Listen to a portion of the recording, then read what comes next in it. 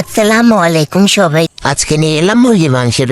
এই যে আমি একটা পাতিলে তেল দিয়ে নিলাম, তারপর পেঁয়াজ, রসুন, আদা সব দিয়ে নেব,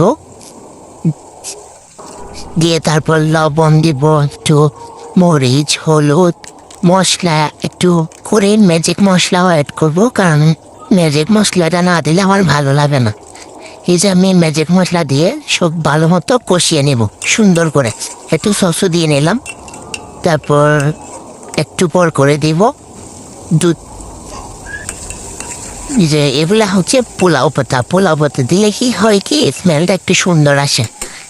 এই যে তারপর একটু পর করে আমি দুধটা ঢেলে দিব। এই যে দুধটা ঢেলে দিলাম, ভালো মতো কষিয়ে নেব। মাশাআল্লাহ, আমার মাংসের কষানোর কালারটা অনেক সুন্দর আসছে। তো সুন্দর মতো কষিয়ে আমি একটু পর মাংসগুলা ঢেলে নেব। এই যে আমি মাংসগুলো ঢেলে দিলাম, মাংসগুলো ঢেলে আস্তে আস্তে সব নাড়াচাড়া করে নেব।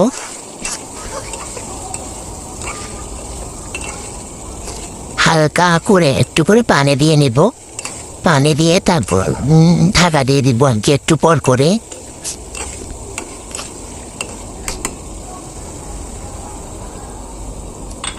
জি, হালকা করে পানি দিয়ে নিলাম, পানি দিয়ে এবার ঢাকা দিয়ে দিব একটু পর করে।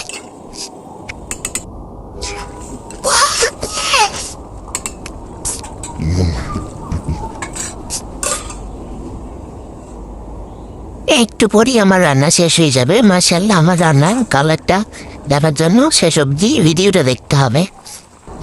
এই যে ধনে পাতাগুলা হচ্ছে আমার নিজের হাতে লাগানো দেশি ধনে পাতা, ওখান থেকে দিলাম।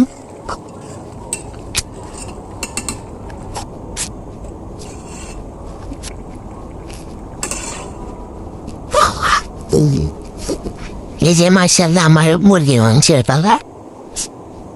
ওকে, আজকের মতো এখানেই শেষ। সবাই ভালো থাকবেন, সুস্থ থাকবেন। আল্লাহ হাফেজ, আসসালামু আলাইকুম।